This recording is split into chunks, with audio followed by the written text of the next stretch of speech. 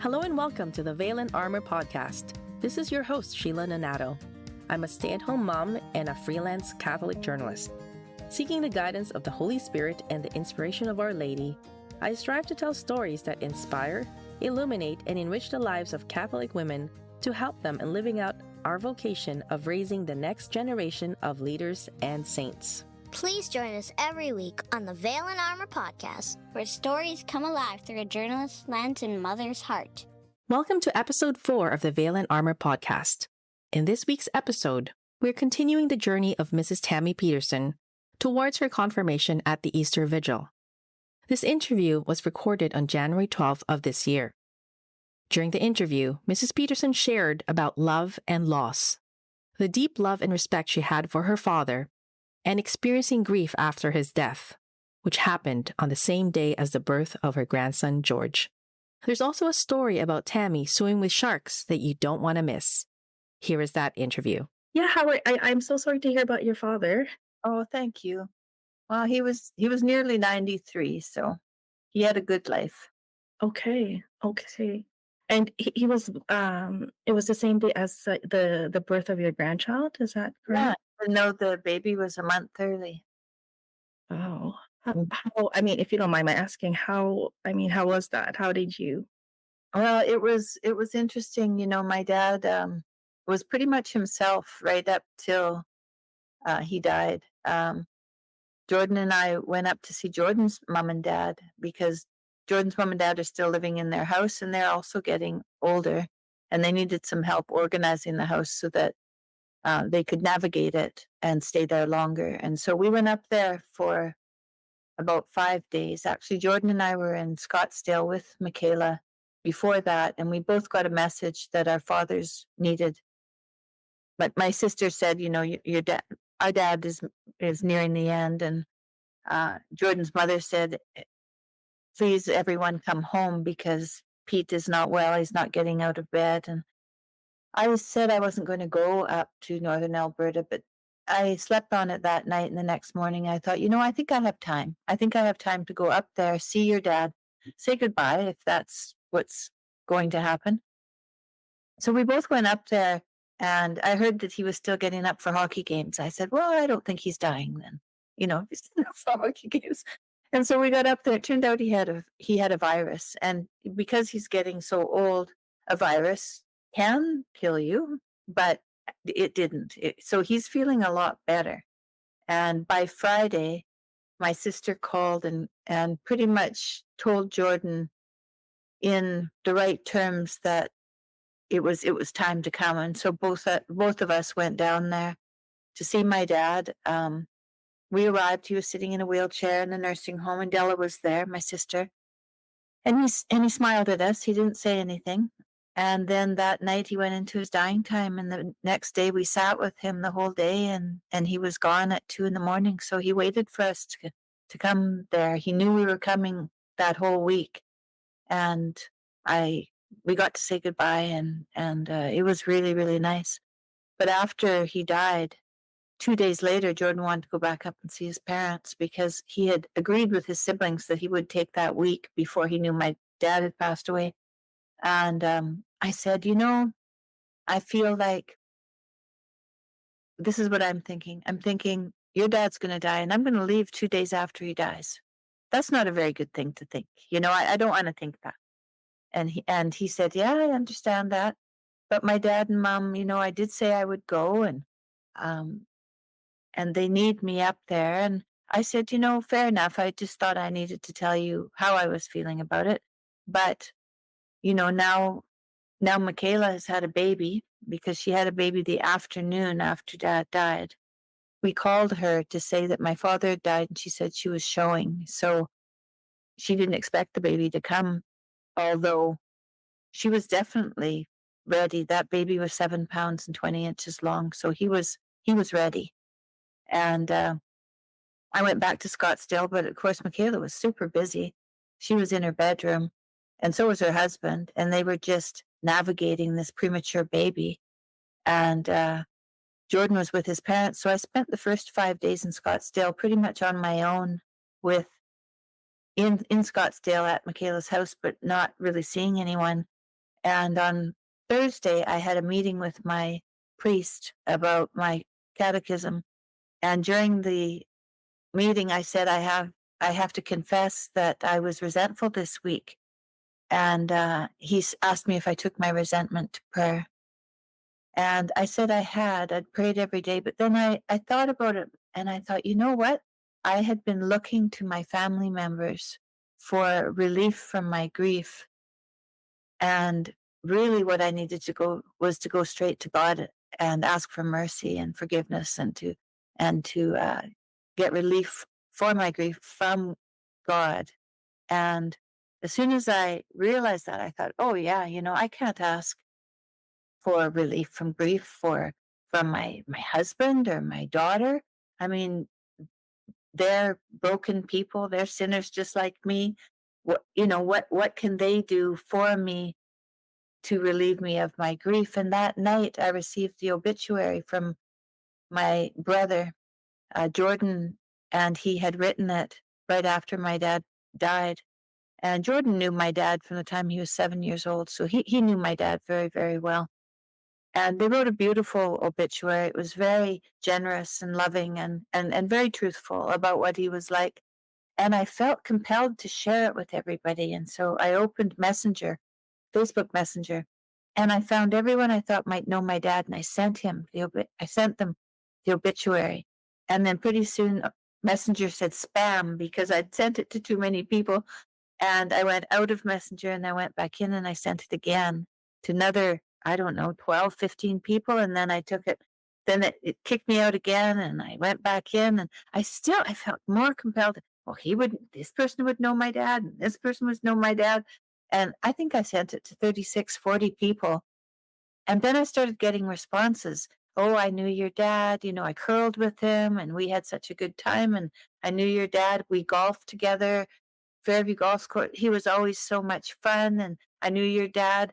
My father played baseball with him. And and I started to cry because I was getting all of these messages back about my father. And I thought, now, isn't that a lesson in grieving? Because if you take your suffering, if you take your suffering to God, uh, and then it fills you up, you can give to those people that you love, and then they will give back to you. And that's the way that the church fathers tell us to deal with our suffering. And it wasn't actually really apparent to me until that moment. And so I'm grateful to my dad for dying on the day that that baby was born, because I guess he knew that I would be alone and that I would have to understand my grief more thoroughly. And so it's good. I've felt much relief since then. He was only gone a week, and I'm not grieving like I was. I'm pretty good, and I know that he's good. I feel like he's at peace, and I feel more at peace. So yeah. Wow, thank you for sharing that. Um, what was the last conversation with him? Well, I didn't really have a conversation with him because he wasn't speaking once I got there.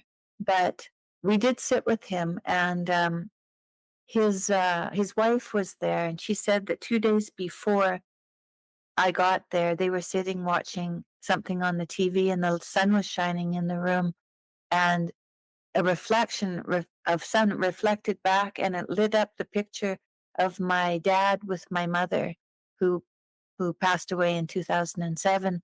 And my dad's wife, Gwen, said, "Oh, Elizabeth is calling your dad home." And so she knew that it was time for dad to go. And we waited a couple of days after my dad was buried, or was dead. We took him up to be cremated. And that was my mom's birthday on that day. So there were many things that came together, the birth of my grandson, my mom's birthday on the day we cremated my dad. We'll have a celebration of life in the summer when everyone can come. And yeah, our last conversation, it would have been when Jordan and I visited, because we visited right before we went down to Scottsdale. So that would have been very early November. And usually when we'd go there, I'd show him pictures because he could still attend to pictures and see what was there. And so I would show him pictures of the grandkids and pictures of Barbara.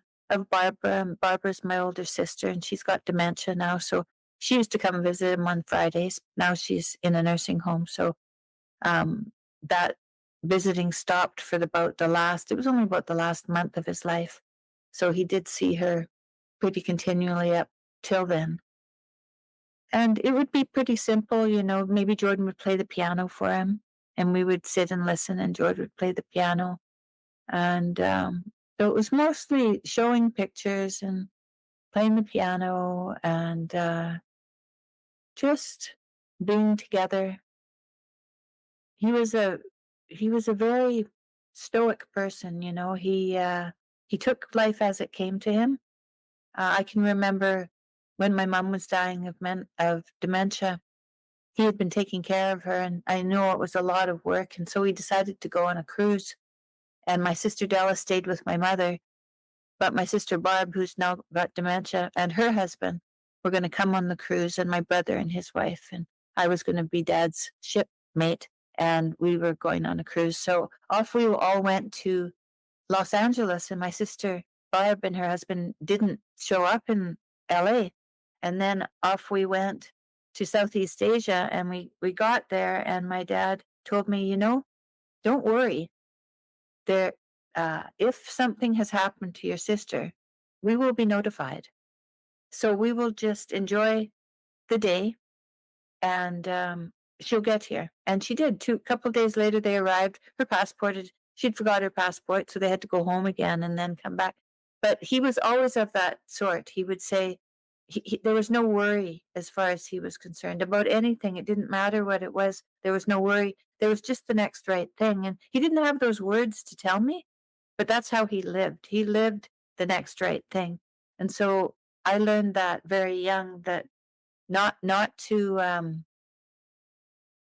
always be forecasting doom or anything, or even forecasting joy, but to live in the moment and do the next right thing.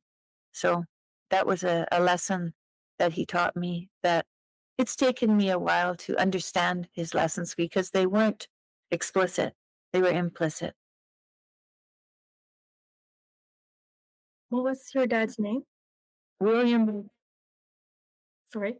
William, I don't know why it's echoing. William Waddell Roberts. Okay.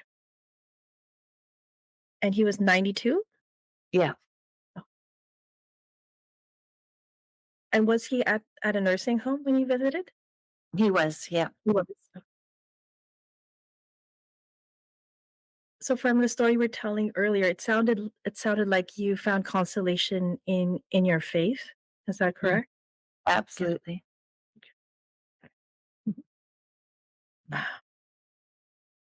Yeah, that's a beautiful story. My sincere condolences.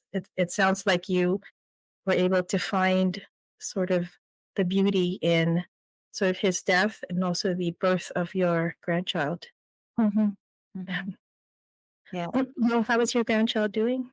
He's fine. His name is George Waddell. So Okay. Sheila gave him my dad's second name. Okay. And he got a cold about 4 days after he was born, and he really, you can imagine when they're so little, when they breathe and they're having trouble breathing, their whole chest and neck will cave in, and I think it was very traumatic both for the mom and dad to watch this little guy, but he recovered very quickly, and he's growing very well. And it's interesting because they have a governess who they have hired to run the house, really. And she said she's been with 50 premature babies. And this premature baby, she said, she's never seen a little baby who's been as strong and who's gained weight as quickly as he is. And my daughter's only eats meat, so she's got a very high fat diet, And so he's getting a lot of fat in the breast milk. And so he sleeps 5 or 6 hours at night. And he wasn't even a month old and premature. And if she would nurse him and also then pump and give him more by a bottle, he would only feed every 4 hours. So she said that he's growing very well. And she just sent me a picture of him, and his eyes are open and he's looking around. So, because he's now, it's, what is it today? January 11th, is it? What day is it today? January 12th. Yeah. So he is a month old now. So he is come to his birth time. So he probably is starting to really wake up. That's awesome. Yeah, that's awesome. How is you were mentioning the priest earlier. How was your catechism class? How are they going? Oh, they're going well. Because my father died, I missed a week there, and I missed last week because things have just been busy since I got home. So we're meeting actually later today, and it's going very well. We're starting the Simbolton, the second part of it, and so I'll get through that, and then at Easter, I plan to come to the church. So moving along. Okay, that's awesome. Are you going to be baptized in the US or in Canada? I'm going to come back to Toronto. I have a couple of days between tour dates, and so I've organized it to come back here. So as long as everything goes well, I'll be back here. So about the tour, when is it starting? Is it next month or is it already starting already? No, it's starting. We're going down to Washington to the National Prayer Breakfast Okay. on 31st of January, and I think our first tour date is the 4th or 5th of February.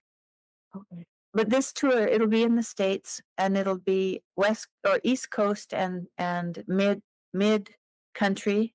We won't be going on the West Coast, so it'll just be up and down, kind of the eastern half of the country.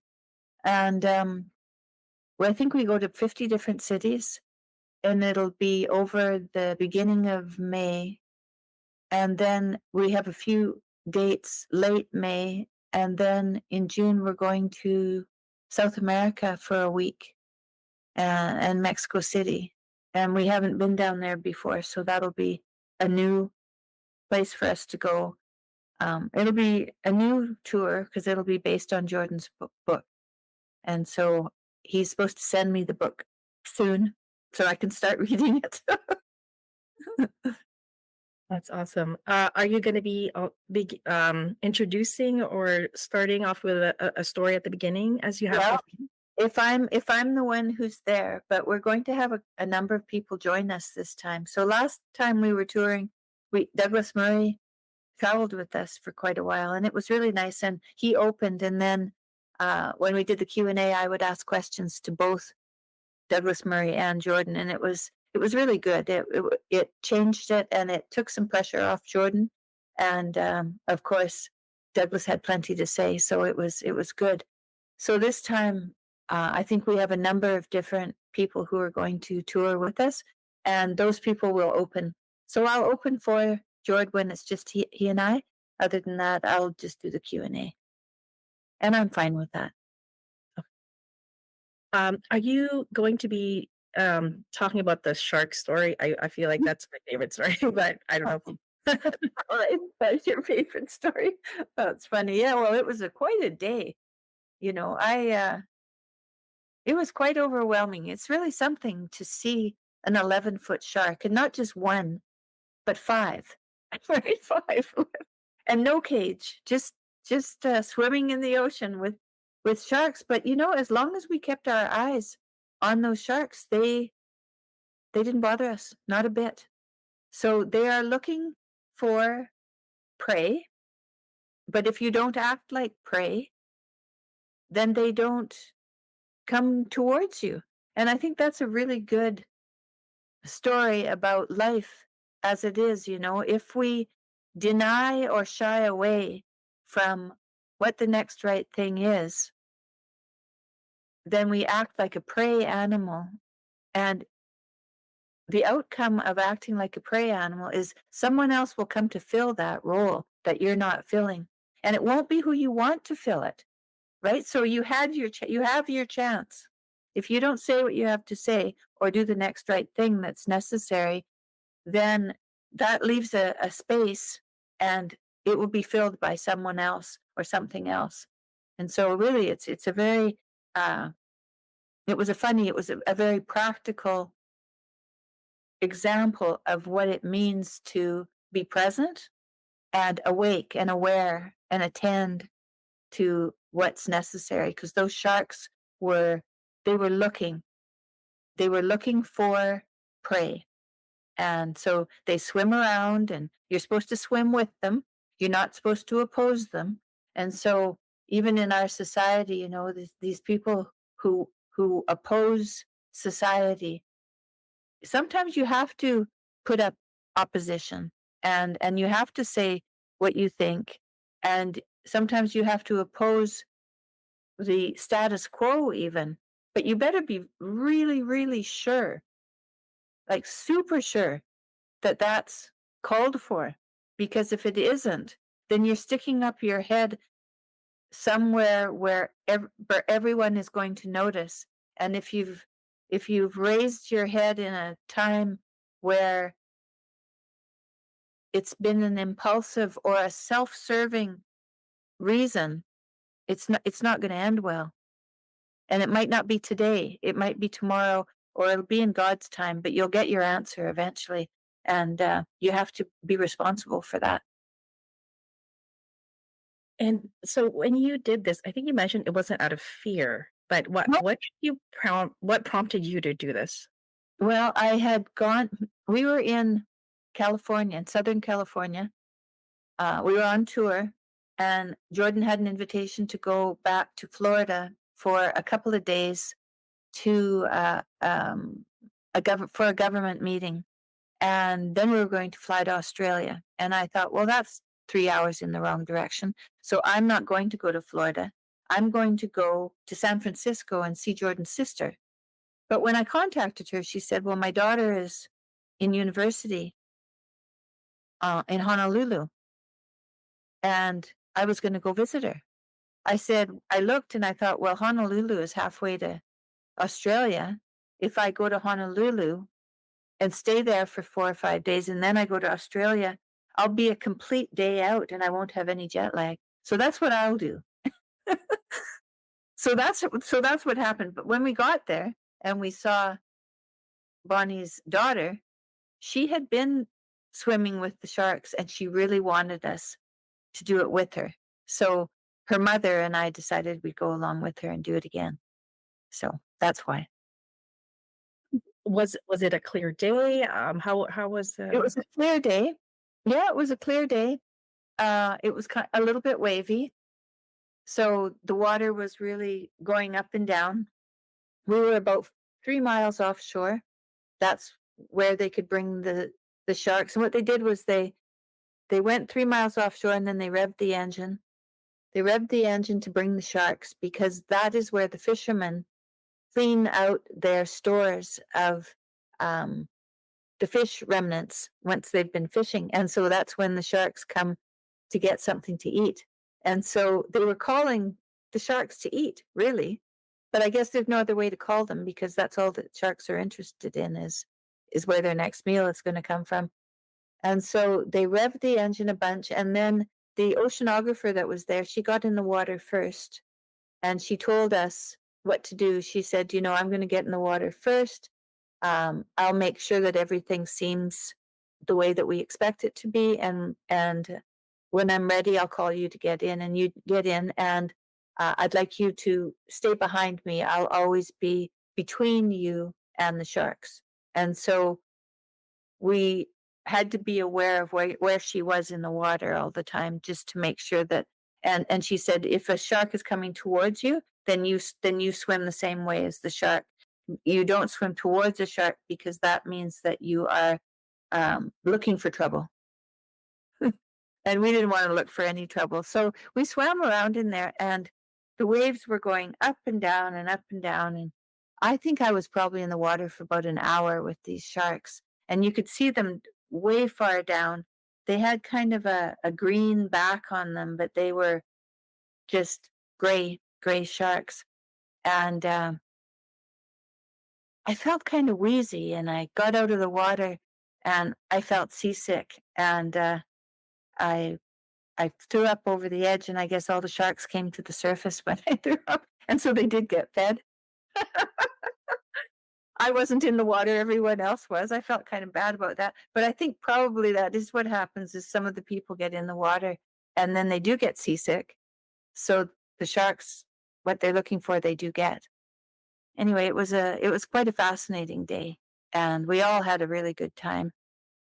Yeah, and the people, they wanted us to swim with sharks because they said, people are killing these sharks, and we don't know them.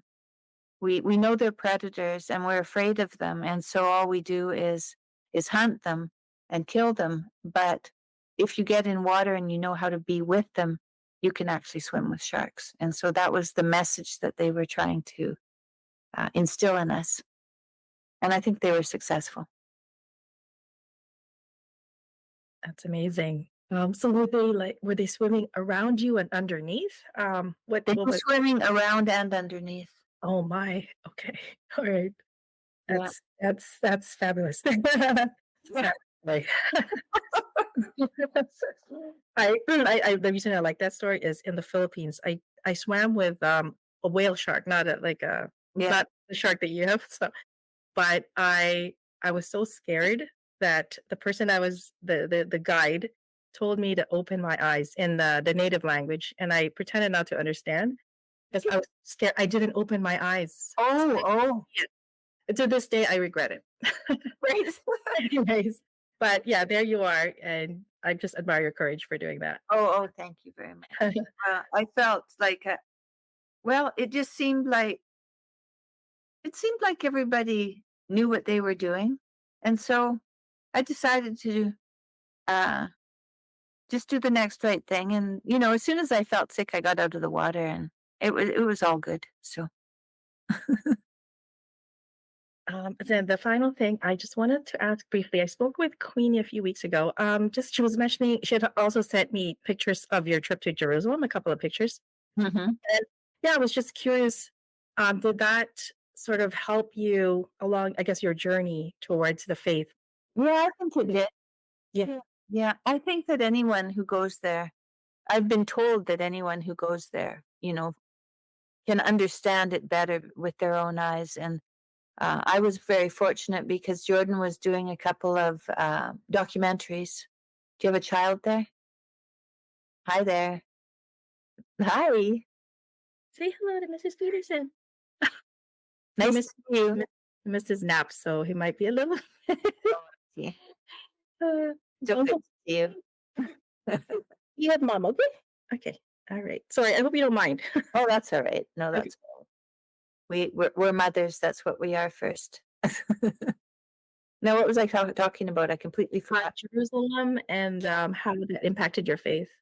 Yeah, so Jordan did a couple of documentaries, and so he walked the Stations of the Cross. He walked them with Jonathan Pajot. We went up to the temple, and we walked around the outside of it with Ben Shapiro. Of course, he's Jewish, so he's not allowed into the temple mount, but he can walk around it. And so we were up there, and so that was very interesting.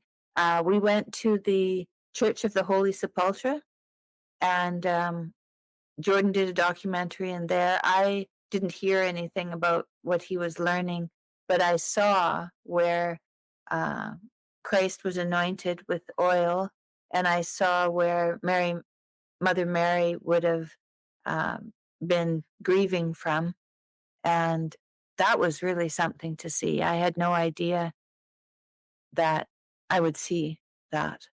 And the other thing we did is we went down to the water, the Now there's a spring. There's a spring down in the city of David, and it was found because there was a plumbing leak or something like that, and so it had to be investigated underneath. And when they went underneath to where all the pipes were, they saw light, and so they went towards the light, and they found the Temple of David.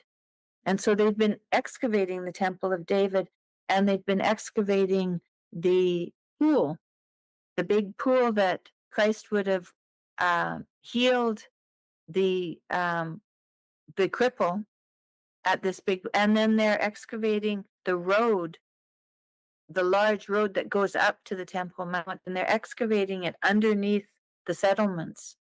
And so it's really something to see. There it is. And they're uncovering it all. Who knows what that'll do once, because that's going to be completed in the next while. They took us down beside, there's a wall, the Wailing Wall, but they took us down to where the footings of the building of the Temple of the Mount, where the footings would be, so down to where the original floor or wall was, and you can see there ashes from when when that was the surface, but now it's been built on and built on and built on and built on, so it's way underneath. So there's so much history there. It was so long ago, yet the past is still there and the evidence is there, and that's pretty fascinating. Wow, that does sound fascinating. Did you go into the spring? Yes, we did. We were allowed in, and we were told if we went there really early in the morning before it opened, we could dip into the Okay. healing water, and so we did. So yourself and your husband? Yeah. Wow. And he's on that lake. It was exciting. It was very exciting. Yeah. It was cold, but yeah, it felt like a miraculous opportunity. Yeah. And so there was no way we were going to say no to that or pass that up. We took advantage of that and had a dip in there, and hoped for renewal. Mm. How many days were you in Jerusalem? We must have been there nearly a week. About a week. Okay. Yeah. And sorry, I forgot to ask you about the tour. I think in Michaela's podcast, you had mentioned that you've been listening to your husband's lectures. So many of them, and that played a part in your spiritual journey. Is that correct? Well, I think it did. I mean, I think my practice of yoga also played a part in my spiritual journey, because I meditated in an Eastern way, but I learned to listen from the time I was 13. And I didn't, recently I've been reading Thomas Merton, and he says, that meditation should be based on scripture. And I think if I had known that, I would have meditated on scripture, but I didn't know that. And so I didn't do that. Okay.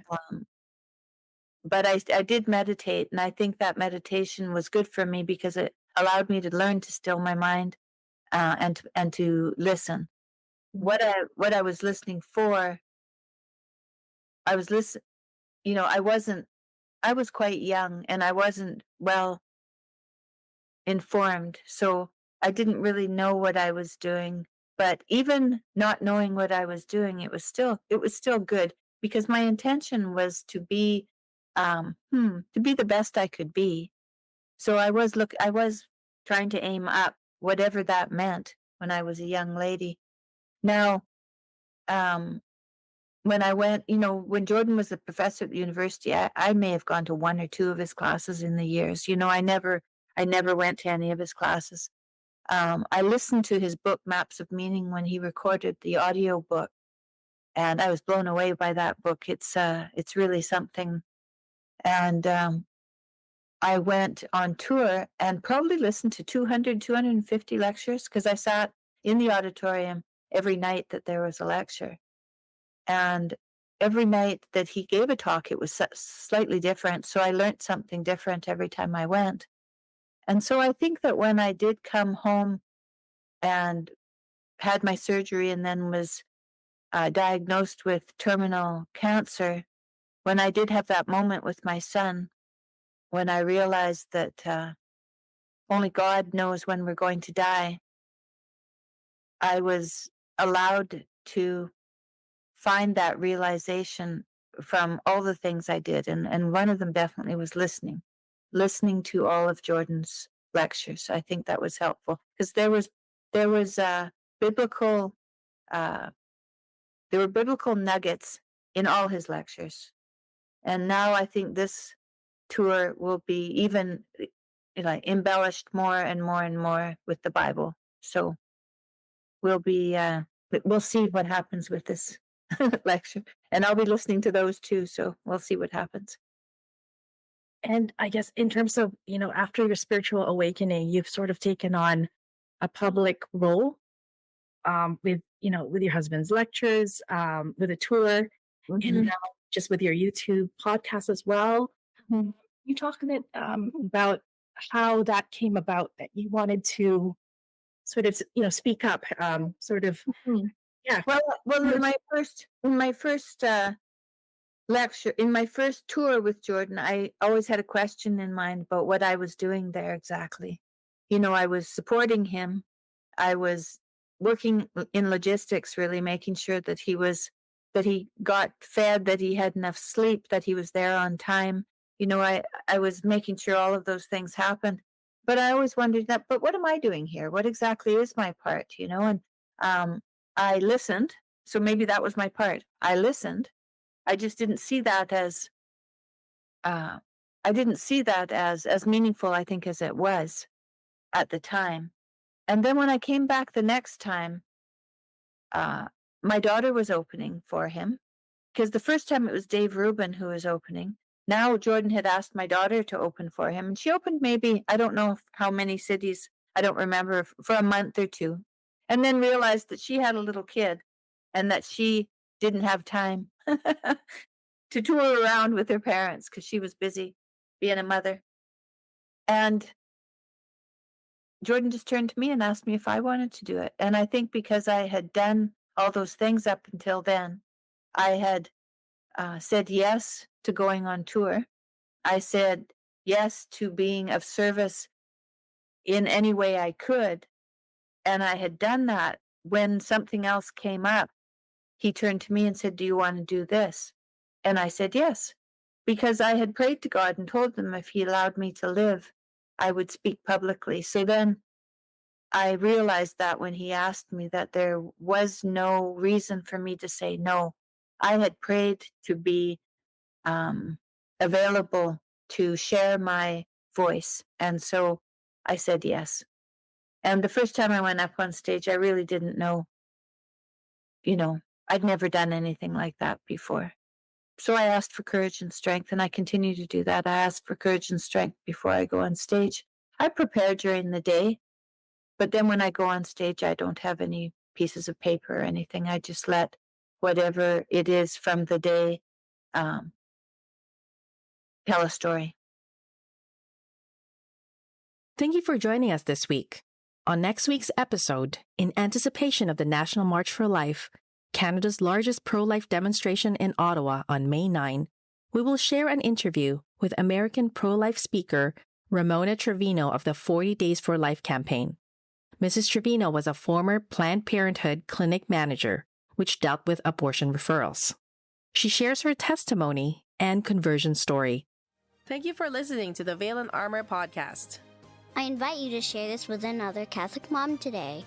Please subscribe to our podcast and YouTube channel, and please spread the word. Let's be brave. Let's be bold. And be blessed together.